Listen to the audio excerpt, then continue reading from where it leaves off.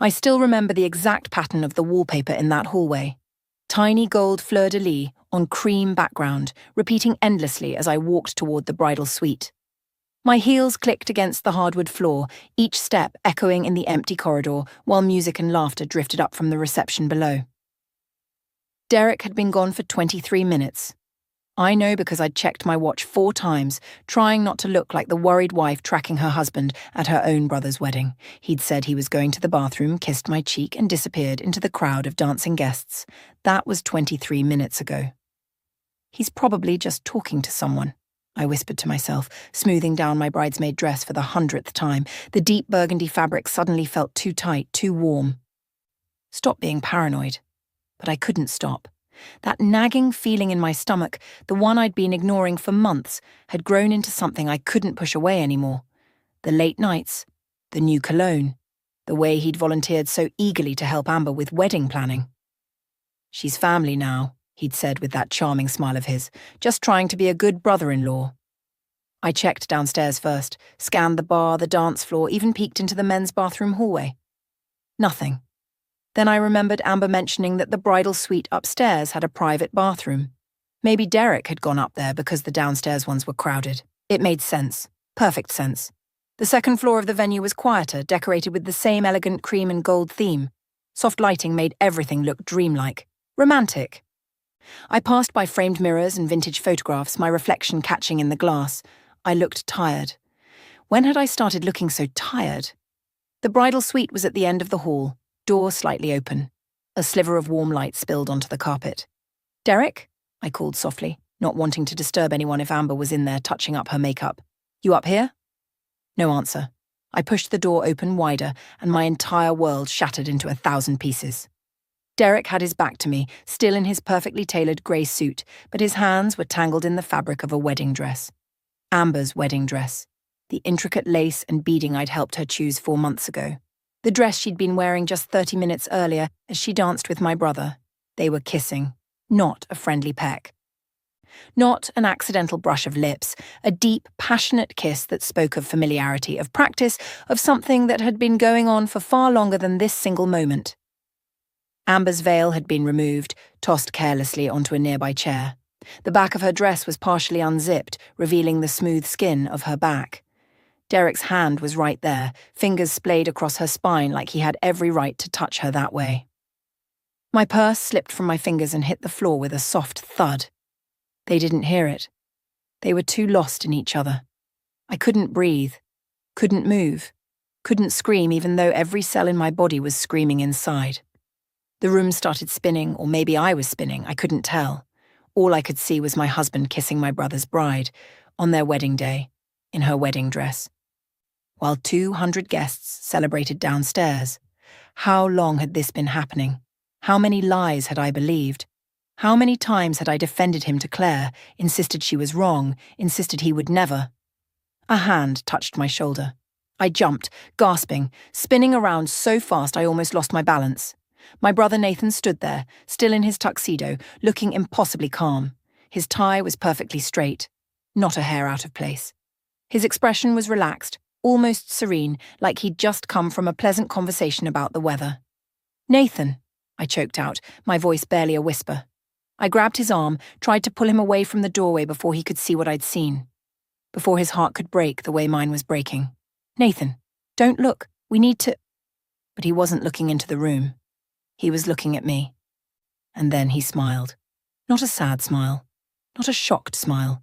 A knowing smile that made absolutely no sense given what was happening 3 feet away from us. He leaned in close, his mouth near my ear, and whispered 6 words that made even less sense than his smile. "Relax, the show is about to begin." Then he winked at me. Actually winked, like we were sharing some kind of inside joke at a casual family dinner, instead of standing outside a room where our spouses were betraying us. I stared at him, my brain struggling to process anything. Show? What show? Why wasn't he angry? Why wasn't he charging into that room? Why wasn't he— Nathan gently took my elbow and guided me backward, away from the doorway. His grip was firm but not rough, steering me down the hallway like a captain navigating a ship through calm waters. I was too shocked to resist, too confused to do anything but stumble along beside him. Nathan, what are you— I tried again, but he pressed a finger to his lips. Trust me, he said quietly. Just trust me for 15 more minutes. He opened a door to a small room I hadn't noticed before, some kind of storage space converted into a sitting area with a velvet couch and dim lighting. He guided me inside. Stay here, Nathan said, his voice still impossibly calm. Don't come out. Don't confront them. Not yet. Not yet. Nathan, your wife is in there with my husband. The words caught in my throat. Saying it out loud made it real in a way that seeing it hadn't quite accomplished.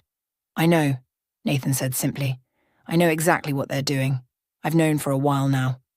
The floor seemed to drop out from under me. You know?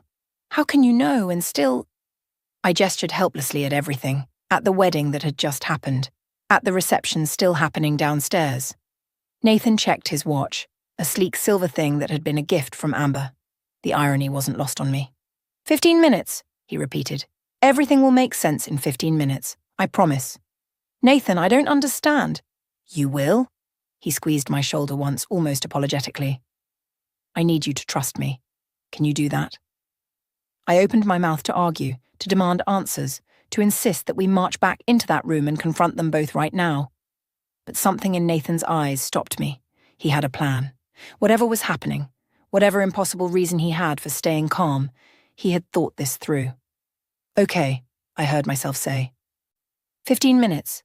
Nathan nodded, satisfied, and slipped out of the room, closing the door softly behind him. I sank onto the velvet couch, my legs finally giving out. My hands were shaking so badly I had to clasp them together in my lap. The image of Derek and Amber was burned into my mind, replaying over and over, his hands on her fingers in his hair, the casual intimacy of it, like they'd done this 100 times before. And Nathan knew. My brother knew his bride was cheating on him, knew my husband was the one she was cheating with, and he'd still stood at that altar 2 hours ago and said, I do. Why? From downstairs, I could hear the DJ's voice getting louder, more animated. The bass of the music thumped through the floor, voices raised in celebration. I checked my phone. 10 minutes had passed since Nathan left me here. 5 more minutes until— What? Until the show began? What show? My heart hammered against my ribs. I stood up, paced the small room, sat back down, stood up again. I couldn't stay here. I needed to know what was happening. Quietly, I cracked open the door and peeked out. The hallway was empty. I could hear the DJ's voice booming through the speakers now, echoing up the stairs. I started walking toward the sound. Nathan's voice carried clearly. Ladies and gentlemen, thank you all for celebrating with us today. Before we continue, there's something important I need to share with everyone here. 6 months earlier, I'd been chopping vegetables for Sunday dinner when Nathan called to say he was bringing someone special.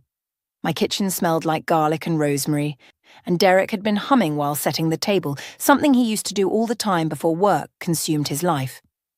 Someone special, I teased my brother over the phone. Nathan, you've been dating this girl for what, 3 weeks? 4 weeks, he corrected, and I could hear the smile in his voice. And yeah, I know it's fast, but I really like her. I think you will too. Derek looked up from arranging the napkins. Nathan's bringing a girl? Finally. I was starting to think he'd married his job. When they arrived an hour later, Amber was exactly the type of person you wanted your brother to date. She had warm brown eyes, an easy laugh, and she'd brought homemade cookies even though Nathan told her not to bring anything. She complimented my cooking, asked genuine questions about my work at the school, and seemed fascinated by every family story I told. Oh, you have to tell me more about Nathan as a kid, she said, eyes sparkling with mischief. I need ammunition for later. Derek laughed, pouring her a glass of wine. Trust me, I've got stories. Nathan and I go way back. Let me tell you about the time he tried to impress a girl by learning guitar and broke his finger in the process. They hit it off immediately. I remember feeling grateful for that, watching my husband be so welcoming to my brother's new girlfriend. Derek was charming that night, the way he used to be when we first started dating. Attentive, funny, present. We should all get together more often, Derek suggested as they were leaving. Actually, Amber, I work downtown near that new coffee shop you mentioned. If you ever want to grab lunch while you're settling into the city, let me know. I can show you around, introduce you to some people. Amber's face lit up. Really? That would be amazing. I barely know anyone here besides Nathan. Of course, Derek said, flashing that smile that had made me fall in love with him 7 years ago. What's family for? I hugged them both goodbye, happy that my little brother had found someone who seemed so genuine. Over the next few weeks, Derek mentioned seeing Amber a few times. Coffee here, lunch there. He said she was having trouble finding a job in her field and he was helping her network. I thought it was sweet. Thoughtful, even. That's who Derek was, the man who went out of his way to help people. Or at least, that's who I thought he was. The changes started small. So small I didn't notice them at first. Derek started working later, coming home after I'd already eaten dinner. His phone became an extension of his hand, always checking it, always typing. When I asked who he was texting, he'd say work stuff without looking up. "You seem stressed," I said one night, about 6 weeks after that first dinner with Amber. "Is everything okay at the office?" "Just a big project," Derek replied, loosening his tie. "It'll calm down soon." But it didn't calm down. It got worse. 3 months in, my best friend Claire called me on a Tuesday afternoon. I was grading papers in my classroom during my free period. "Hey, weird question," Claire said, her voice cautious. "I just saw Derek at Rosewood Cafe. He was having coffee with a woman, young brown hair. They seemed pretty friendly." My stomach twisted.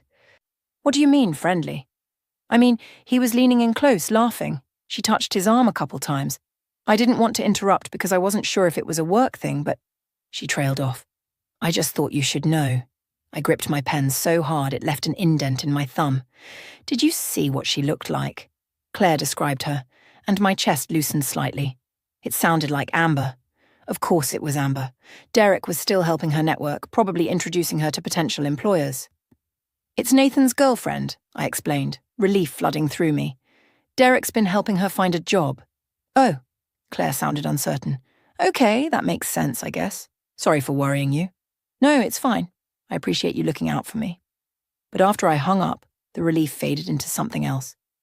Something uncomfortable. Why hadn't Derek mentioned having coffee with Amber today? He usually told me when he saw her. And why had they looked so friendly that Claire felt the need to call? That evening I mentioned it casually while we were getting ready for bed. "Claire said she saw you and Amber at Rosewood today." Derek didn't miss a beat. "Yeah. I was introducing her to a colleague who might have an opening in his department. Did it work out?"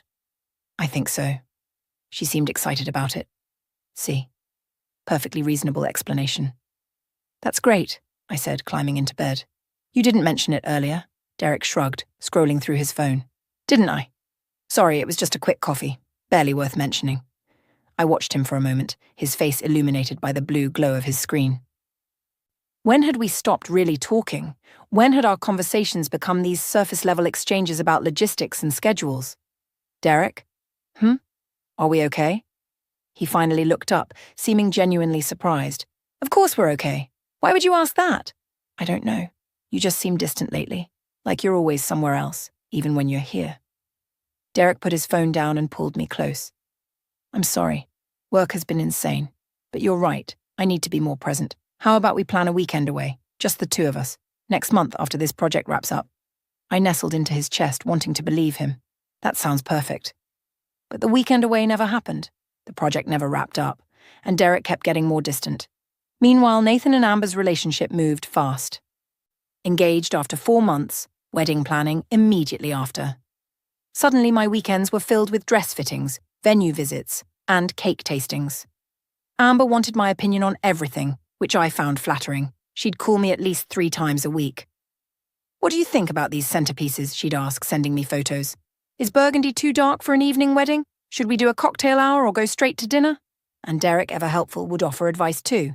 He knew a great photographer. He had connections with a florist who could give them a discount. He'd even offered to help Amber pick up supplies when Nathan was stuck at work. "You're being so wonderful," I told him one evening, watching him text with Amber about table linens. "Amber's lucky to have you helping her." "She's going to be family," Derek said without looking up. "Besides, Nathan's swamped at work. Someone needs to help her." Nathan had been acting strange, though. Around week 12 of wedding planning, he started asking me odd questions during our weekly phone calls. "How's Derek doing at work?" he'd ask. "Still working those late nights?" "Yeah, unfortunately." "Why?" "Just wondering. You guys doing okay? You seem tired lately." "I'm fine. Just busy with school and helping with your wedding." "Right. The wedding." Something in his tone sounded off, but when I asked about it, he changed the subject. 2 months before the wedding, Nathan came over for dinner without Amber. Derek was working late, as usual. "Can I ask you something?" Nathan said, pushing his food around his plate. "And I need you to be honest with me." "Of course. What's wrong?" He studied my face for a long moment. "Are you happy? In your marriage, I mean." The question caught me off guard. "That's... Nathan, why are you asking me that? Just answer, please." I thought about the late nights, the distance, the feeling that something had shifted between Derek and me, but I smiled anyway. "Every marriage has rough patches. We're fine." Nathan didn't look convinced, but he dropped it. 3 weeks before the wedding, I found the hotel receipt. The King's Crown Hotel, dated for a Tuesday afternoon 2 weeks prior. Room service for 2. I stood in our closet, holding the small piece of paper, my hands trembling. Derek came home to find me sitting on the couch, the receipt on the coffee table between us. "What's this?" I asked. My voice surprisingly steady. He barely glanced at it. "Client meeting ran late. They booked me a room so I could freshen up before the evening presentation. Ordered dinner there since I didn't have time to go anywhere else." "Room service for 2. The client joined me. We went over the proposal while we ate." He kissed the top of my head. "Why? Are you checking up on me now?" I should have pushed harder, should have asked more questions, but I didn't. "No," I said quietly. "I just found it and was confused." "Well, mystery solved." He smiled at me, that same charming smile. "Trust me, okay?" So I did. God help me, I trusted him. The small room felt like it was closing in on me. I sat back down on the velvet couch, then stood up again, unable to stay still. My mind was racing, connecting dots I'd refused to see before. Nathan knew. Those 3 words kept repeating in my head like a drumbeat. My brother knew about Derek and Amber, and instead of stopping it, instead of calling off the wedding, he'd let it continue. He'd stood at that altar, exchanged vows, kissed his bride in front of 200 people, all while knowing she was sleeping with my husband. It didn't make sense. Nathan was protective, sometimes overly so. When we were kids, he'd gotten into a fight with a boy who'd made me cry in middle school. When my college boyfriend cheated on me, Nathan had driven 4 hours just to take me out for ice cream and tell me I deserved better. This wasn't like him. This calm, calculated approach to betrayal. Unless it wasn't calm at all. Unless it was something else entirely. I pressed my palms against my eyes, trying to think clearly. The photographer. Why did that matter? Nathan had insisted on hiring some specific photographer, someone more expensive than the others Amber had suggested. At the time, Amber had seemed annoyed by it, but Nathan had been firm. "Trust me," he'd said. "This guy is worth it. Trust me." The same words he'd said to me 10 minutes ago. I pulled out my phone and scrolled back through my text messages with Claire. Found the one from 2 months ago, the one I'd dismissed so easily. "Saw Derek's car outside an apartment building on Riverside. Wasn't that where you said Amber lives?" I'd texted back immediately. He was probably dropping off wedding supplies. He's been helping her a lot. Claire had responded with just one word. "Okay." But it hadn't been okay, had it? Claire had known something was wrong. She'd tried to tell me, in her careful way, and I'd shut her down because I didn't want to believe it. More memories surfaced, each one sharper than the last. Derek volunteering to help Amber with last-minute wedding errands. The 3 times Nathan had specifically suggested it, actually. "Derek, why don't you help Amber pick up the guest favors on Thursday? I've got that conference call, I can't move." And Derek had agreed so quickly, so eagerly. Nathan had been setting them up, giving them opportunities to be alone together. But why? I stood and walked to the door again, pressing my ear against it. I could hear music from downstairs, voices, laughter, normal wedding sounds. How much time had passed? I checked my phone. 12 minutes since Nathan had left me here. 3 more minutes. My heart was pounding so hard I could feel it in my throat. What was going to happen in 3 minutes? What was this show Nathan had mentioned? I thought about the photographer again, and suddenly something else clicked into place. At the rehearsal dinner last night, I'd noticed the photographer taking pictures of everything. Not just the traditional shots, but candid ones. Derek talking to Amber in the corner, Amber fixing Derek's boutonniere when she thought no one was looking. The photographer had been everywhere, capturing moments that seemed insignificant at the time. Were they significant now? And the videographer. Nathan had hired a videographer too, even though Amber said she didn't want one. "Video cameras make me nervous," she'd said, but Nathan had insisted. "It's our wedding day. We'll want to remember everything." Oh, God. Evidence. Nathan had been collecting evidence. I paced the small room, my burgundy dress swishing around my legs. How long had Nathan known? He'd asked me those strange questions 12 weeks into the wedding planning. Had he known then? Or had he suspected and started investigating? I remembered something else. About 2 months ago, Nathan had asked me seemingly random questions about Derek's schedule. What time he usually came home from work, whether he travelled for business, if he had any hobbies that took him out of the house regularly. I'd thought Nathan was just making conversation, maybe trying to plan a surprise golf outing or something. But he'd been mapping Derek's movements, figuring out when he and Amber had opportunities to meet. My stomach turned. How many times had they been together? How many lies had Derek told me? Every late night at work, every business dinner, every weekend he'd said he needed to catch up on paperwork at the office. And Amber, sweet, bubbly Amber, who called me 3 times a week to ask my opinion on wedding details. Had she laughed about it with Derek? Had they joked about how clueless I was, how easy it was to fool me? The room felt too hot. I went to the small window and tried to open it, but it was sealed shut. Outside, the parking lot was full of cars belonging to wedding guests who had no idea what was really happening, people who thought they were celebrating love. I heard footsteps in the hallway and froze. They passed by my door and continued down the stairs. My hands were shaking again. 14 minutes had passed. 1 more minute until Nathan's 15-minute deadline. I couldn't stay in this room anymore. I had to know what was happening. Nathan would understand. He had to understand. I cracked the door open and peered out. The hallway was empty now. I could hear the DJ's voice more clearly from here, that overly enthusiastic tone DJs always used at weddings. But something was different. The music had stopped. Moving as quietly as possible in heels, I walked toward the staircase. Each step felt like moving through water, slow and heavy. Part of me wanted to run back to that little room and hide until this was all over. But I needed to see. Needed to witness whatever Nathan had planned. I reached the top of the stairs and looked down into the reception hall. From this angle I could see most of the room, the tables with their burgundy and gold decorations, the dance floor where I'd watched my brother and Amber share their first dance less than an hour ago. The bar where Derek had been standing, drink in hand, probably thinking he'd gotten away with everything. Nathan was at the front of the room now, near the DJ booth. He had a microphone in his hand. The lights had been adjusted, spotlights focusing on him. Every guest was turned toward him, champagne glasses in hand, expecting a toast or a sweet speech about love and commitment. If only they knew. I started walking down the stairs, my hand gripping the railing. My legs felt weak, but I forced them to keep moving. I had to get down there, had to be present for whatever was about to happen. Nathan's voice carried through the speakers, warm and friendly. "Ladies and gentlemen, thank you all for celebrating with us today." I was halfway down the stairs now. A few guests near the back had noticed me, but most were focused on Nathan. I could see Derek near the bar, exactly where I'd pictured him. He looked relaxed, completely unsuspecting. Amber was on the opposite side of the room, near her bridesmaids, holding a glass of champagne and smiling. They had no idea. "Before we continue," Nathan said, his smile perfectly in place, "there's something important I need to share with everyone here." I reached the bottom of the stairs and slipped into the back of the reception hall, positioning myself behind a pillar where I could see but wouldn't be immediately visible.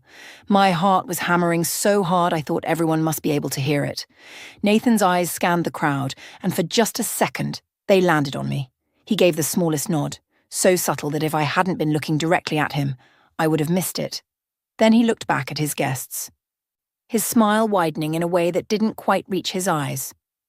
"But before Amber and I start our journey together as a married couple," he said, his voice still steady, still warm, "I think everyone should know who they really are." The room went completely silent. You could have heard a pin drop. Nathan nodded to the DJ. And my entire world, already shattered upstairs in that bridal suite, exploded into a million pieces in front of 200 witnesses. The large screens that had been showing our family photos throughout the reception flickered. For a moment, there was just blue light, and then an image appeared. Security camera footage, black and white, timestamp in the corner. Amber's apartment building. I recognized the entrance immediately. I'd been there twice helping her move boxes when she first arrived in the city. The timestamp read February 14th, Valentine's Day, 4 months ago. I watched Derek's car pull into the parking lot, watched him get out, look around like he was checking if anyone was watching, then walk into the building. The next image showed the interior hallway. Derek standing outside apartment 3B, Amber's apartment. He knocked. The door opened. Amber appeared in the doorway wearing a red silk robe, and even in black and white footage, you could see what was about to happen. She pulled him inside. The door closed. A new timestamp appeared. 2 hours later, Derek leaving the building, adjusting his tie, that same tie I'd straightened for him that morning when he said he had to work late. Gasps rippled through the crowd. I heard someone whisper, "Is that the groom's wife?" The screens changed again. More security footage. Different dates. March 2nd, March 15th, March 23rd, April 9th. Each one showing the same scene. Derek arriving at Amber's building, going inside, leaving hours later. I couldn't breathe, couldn't look away. My hands were pressed against the pillar, nails digging into the decorated surface. Then the footage changed to something else. Text messages, enlarged on the screen so everyone could read them clearly. Amber. He's working late again. Come over? Derek. On my way. Told my wife I have a client dinner. Amber. Does she suspect anything? Derek. No, she's too trusting. It's almost too easy. I felt something break inside my chest. Too easy. I'd made it too easy for him. More messages scrolled across the screens. The guests had gone from gasping to complete silence. You could feel the shock in the room like a physical presence. Derek. We need to be more careful. Claire saw us at the cafe. Amber. What did you tell her? Derek. That I was helping you network. She believed it. Amber. Your wife is so gullible. Nathan too, they have no idea. Derek. After the wedding, we should think about making this permanent. Amber. Are you saying what I think you're saying? Derek. Once you're married to Nathan, you'll have access to his money. I'll divorce my wife. We can be together and set for life. The room erupted. Not in gasps this time, but in outraged voices, shocked exclamations. I heard Amber's mother cry out, saw Nathan's father stand up from his seat, his face red with fury, but Nathan just stood there, calm as ever, letting the screens tell the story. More messages appeared. These ones made my stomach turn. Amber. I almost feel bad sometimes. Your wife has been so nice to me. Derek. Don't. She'll be fine. Women like her always land on their feet. Amber. And Nathan? Derek. He's boring anyway. You said so yourself. This is better for everyone. I watched Amber across the room. Her champagne glass had slipped from her hand, shattering on the floor. Her face had gone completely white, mascara already starting to run down her cheeks. She was looking at Nathan, shaking her head, mouthing the word no over and over. Derek had set down his drink and was pushing through the crowd, trying to get to the exit, but Nathan's groomsmen had positioned themselves near the doors. They weren't blocking him exactly, but their presence was clear. Derek stopped, trapped. The screens changed again. Photos this time. Professional quality, clearly taken by someone who knew what they were doing. Derek and Amber at a restaurant across town, holding hands across the table. The two of them entering the King's Crown Hotel, the same hotel from the receipt I'd found. Derek's hand on Amber's lower back, guiding her through the lobby. That had been 3 weeks ago. 3 weeks ago when Derek told me he had a client meeting that ran late. A photo of them kissing in Derek's car, parked in a secluded spot by the river. Amber's hand cupped against his face, his eyes closed. The intimacy of it was worse than anything else. This wasn't just physical. They looked like they cared about each other. Or maybe they just cared about the money, about the plan they'd concocted to use both of us. I hired a private investigator 2 months ago, Nathan's voice cut through the chaos in the room. He sounded conversational, like he was discussing the weather. A friend saw them together and told me. At first, I didn't want to believe it. Amber, the woman I'd introduced to my family, the woman my sister had welcomed with open arms. And Derek, my brother-in-law, someone I'd trusted. Nathan's eyes found Derek in the crowd. Derek had stopped trying to leave and just stood there, frozen like a deer in headlights. But the evidence was clear, Nathan continued. They'd been carrying on an affair for months, planning to use this marriage as a way to get access to my money, then leave us both. He turned to look at Amber, who was now sobbing openly, her bridesmaids backing away from her like she was contagious. I thought about cancelling the wedding, Nathan said, calling it off, exposing them privately. But then I realised something. They didn't just betray us, they laughed at us, called us gullible, boring, too trusting. They thought they were so clever, so much smarter than everyone else. His voice hardened, the first real emotion breaking through his calm exterior. So I decided to let them think they'd won. Let them believe their plan was working. Let them stand at this altar, exchange vows that meant nothing, Celebrate with all of you while thinking they'd gotten away with it. Nathan pulled out papers from inside his jacket. These are annulment papers, already filed with the court as of this morning. This marriage is void. It never really happened. Amber collapsed into a chair, her wedding dress pooling around her like melted snow. Her mother rushed toward her, but Amber's father grabbed his wife's arm, stopping her. The look on his face was pure disgust. As for you, Nathan said, his eyes locking onto Derek, you need to leave. Now. Derek finally found his voice. Nathan, listen, this isn't...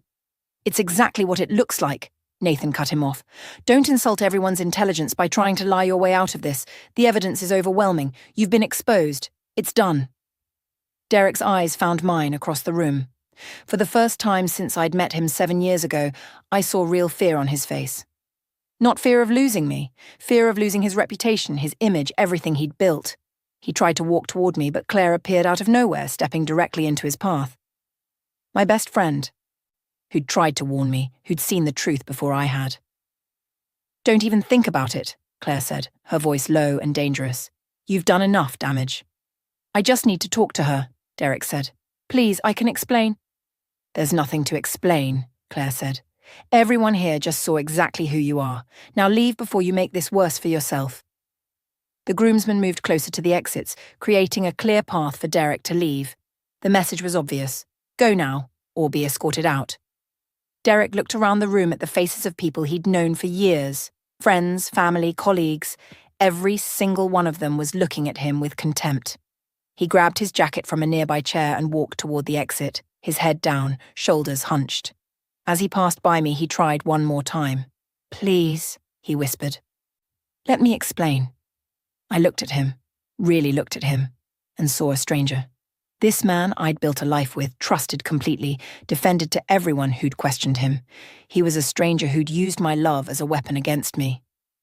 Get out, I said quietly. Derek left. The moment Derek disappeared through the doors, the reception hall erupted into chaos. Voices overlapped, people standing, chairs scraping against the floor. Amber's bridesmaids had completely abandoned her. She sat alone at what should have been the head table, her face buried in her hands, shoulders shaking with sobs that nobody seemed to care about. Nathan's parents were talking urgently with Amber's parents near the bar. I could see Amber's father's face red with anger and embarrassment. Her mother looked like she might faint. Nathan's mother kept glancing between her son and Amber with an expression I couldn't quite read. Pride, maybe? Or shock that her son had orchestrated all of this. I stood frozen behind the pillar, my legs refusing to cooperate. Everything felt surreal, like I was watching this happen to someone else, like I'd wake up any moment and realize this was just a nightmare brought on by stress and wedding planning. But the ache in my chest was too real. The humiliation burning through me was too vivid. This was happening. This had happened. Hey! Claire's voice broke through my paralysis. She was suddenly there beside me, her arm around my shoulders. Come on, let's get you out of here. I can't move, I whispered. Claire, I can't. Yes, you can. 1 foot in front of the other. I've got you. She started to guide me toward a side door, away from the crowd, but Nathan's voice stopped us. Wait. I turned to see my brother walking toward me, weaving through the stunned guests. Some people tried to talk to him, to pat his shoulder or offer condolences, but he brushed past them all. His focus was entirely on me. When he reached me, he pulled me into a hug. I stood stiff in his arms for a moment, then something inside me crumbled and I started crying. Not delicate tears, but ugly, gasping sobs that shook my whole body. I'm sorry, Nathan said into my hair. I'm so sorry I didn't tell you sooner. I'm sorry you had to find out like this. You knew, I choked out between sobs. You knew for 2 months and you didn't tell me. I know, and I'm sorry, but if I'd just told you, he would have denied it. He would have had some smooth explanation. And part of you would have wanted to believe him. You know you would have. I did know. That was the worst part. Even with Claire's warnings, even with the hotel receipt, even with all the signs, I'd wanted to believe Derek. I'd chosen to believe him because the alternative was too painful. I needed concrete proof, Nathan continued, pulling back to look at me. Proof that couldn't be explained away or denied. I needed him to have no escape route, no way to manipulate you into staying. So, you let the wedding happen. You stood up there and married her, knowing. The marriage was never legal, Nathan interrupted gently. The officiant was an actor. A friend from college who owed me a favor. The license I filed was blank. There's no record of this marriage anywhere. I stared at him. The whole thing was fake? The whole thing was a trap. I needed them both here, in front of everyone they knew, with undeniable evidence. I needed to destroy their reputations the way they were planning to destroy our lives. Claire let out a low whistle. Damn, Nathan. That's cold. They deserved it, Nathan said flatly. They were going to use us, humiliate us, and walk away with my money, all while laughing about how stupid we were. He was right. The text messages had made that clear. Too trusting, too gullible, too easy to fool. Did you ever actually love her? I asked. Amber, I mean. Was any of it real? Nathan's jaw tightened. At first, yeah. I really liked her. Thought she was genuine. But then my friend Carlos saw them together at a hotel bar. He called me immediately. Thought maybe it was just someone who looked like Amber. So I started paying attention, really paying attention. And once I knew what to look for, the signs were everywhere. The photographer, I said, understanding clicking into place. The videographer you insisted on, the way you kept suggesting Derek help Amber with wedding errands. I needed documentation, and I needed to give them enough rope to hang themselves with. Nathan looked past me toward where Amber still sat, now being quietly lectured by her father. I hired the private investigator to follow them. Every meeting, every hotel visit, every lie they told. I had it all documented. But you still had to plan a whole wedding, stand at that altar, say vows. Fake vows to a fake marriage, Nathan said. It was worth it to see the looks on their faces when they realized they'd been caught. When they realized they weren't as smart as they thought. I wiped my eyes, smearing mascara across my hand. I feel like an idiot. You're not an idiot. You're trusting. There's a difference. I ignored every warning sign. Claire tried to tell me. You tried to hint at it. I just kept defending him. Claire squeezed my shoulder. That's what love does. It makes us want to see the best in people, even when they're showing us their worst. Across the room, hotel security had arrived. Nathan must have called them earlier. They were escorting Amber out, her ruined wedding dress dragging behind her. Her mother followed, crying. Her father stayed behind, apologizing to guests, his face a mask of shame. Nathan's parents approached us, his mother immediately pulling me into a hug. Sweetheart, I'm so sorry, she said. If I'd known what Derek was doing. Nobody knew, Mom, I said, except Nathan. Nathan's father clapped his son on the shoulder. That took guts, son, and planning. I'm proud of you for standing up for your sister, even if your methods were unconventional. Derek won't just walk away from this, Nathan said. The people here tonight, their colleagues, business connections, friends in high places. By tomorrow morning, everyone in our social circle will know what he did. His reputation is finished. It should have made me feel better, knowing Derek would face consequences, but I just felt empty. Hollow. 7 years of my life. Built on lies. How much of our relationship had been real? Had he ever actually loved me, or had I just been convenient? Come on, Claire said gently. Let's get you home. You've been through enough tonight. I don't want to go home, I said. The apartment Derek and I shared suddenly seemed like the last place I wanted to be. Every room would remind me of him, of us, of the life I'd thought we were building together. Then come to my place, Claire offered. You can stay as long as you need. Nathan pulled out his phone. I'll call a lawyer first thing Monday morning. We'll get the divorce started immediately, and I'll make sure you get everything you're entitled to in the settlement. I don't care about the money, I said. You should care, Nathan said firmly. He doesn't get to betray you and walk away unscathed. You're going to take him for everything he's worth, and you're going to use it to build a better life without him. Behind us, the DJ had started packing up his equipment. Guests were filing out, some stopping to offer sympathetic words, others just hurrying past with embarrassed expressions. The fairy lights that had made everything look so magical an hour ago now just seemed garish and fake. This was supposed to be a celebration. Instead, it had become a funeral for 2 relationships that had died long before tonight. But as Nathan walked me toward the exit, his arm around my shoulders, Claire on my other side, I realized something. I'd lost a husband, yes. Lost the future I'd planned, the life I'd envisioned. But I hadn't lost everything. My brother had risked his own happiness to protect mine, had endured months of planning a fake wedding, pretending to love a woman who was betraying him, all to make sure I saw the truth about Derek. That kind of loyalty was worth more than any marriage built on lies. And Claire, who'd never liked Derek from the beginning but had supported me anyway, who'd tried to warn me gently and when that didn't work, had simply been there to catch me when I fell. That was real friendship. We walked past the reception hall doors into the cool night air. I took a deep breath, letting it fill my lungs. "You're going to be okay," Nathan said quietly. "It doesn't feel like it now, but you will be." I looked up at the stars scattered across the dark sky. Somewhere out there, Derek was probably crafting his next lie, his next excuse. Amber was probably doing the same. But I was here, standing between two people who actually loved me, who would never betray me, who had proven tonight that they'd go to extraordinary lengths to protect me. "Yeah," I said, and for the first time since walking into that bridal suite, I believed it.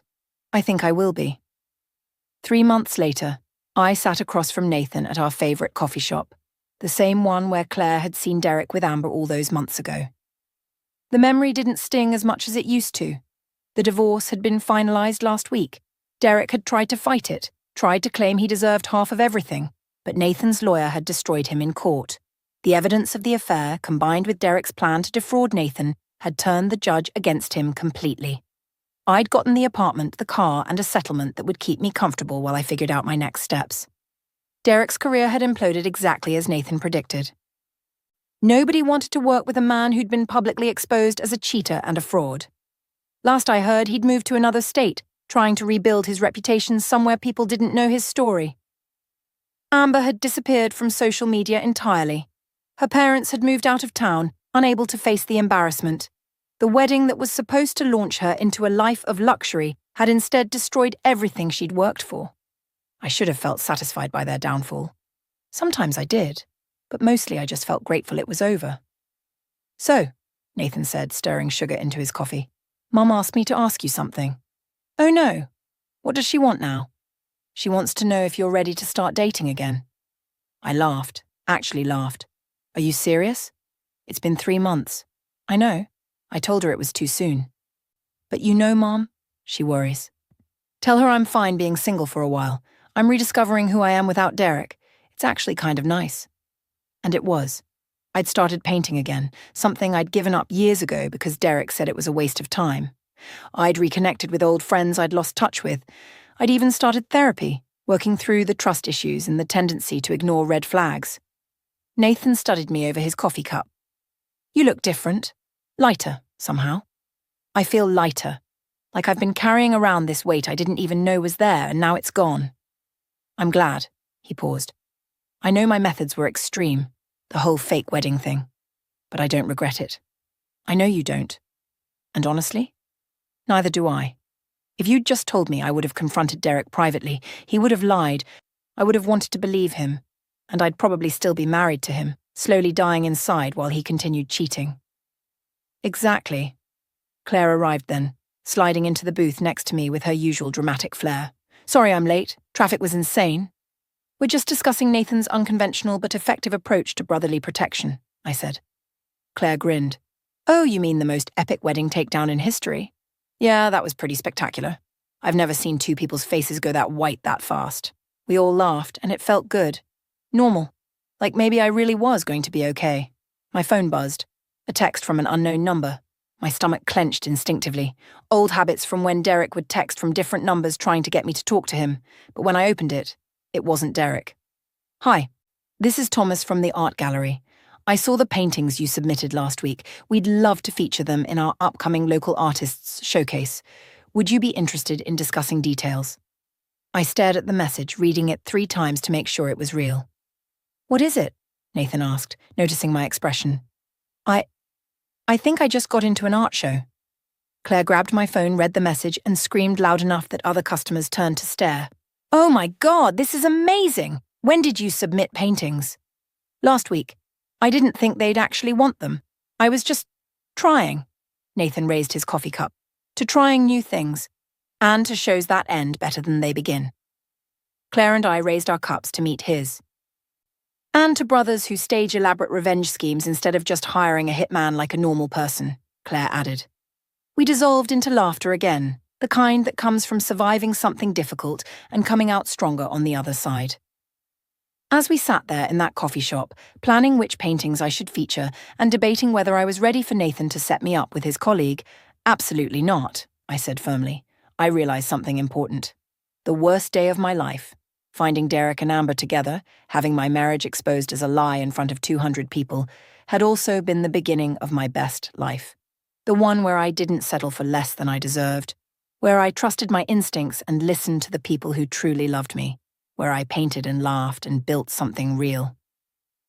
Derek and Amber had tried to write my story as a tragedy, but I was turning it into something else entirely, something better, something mine.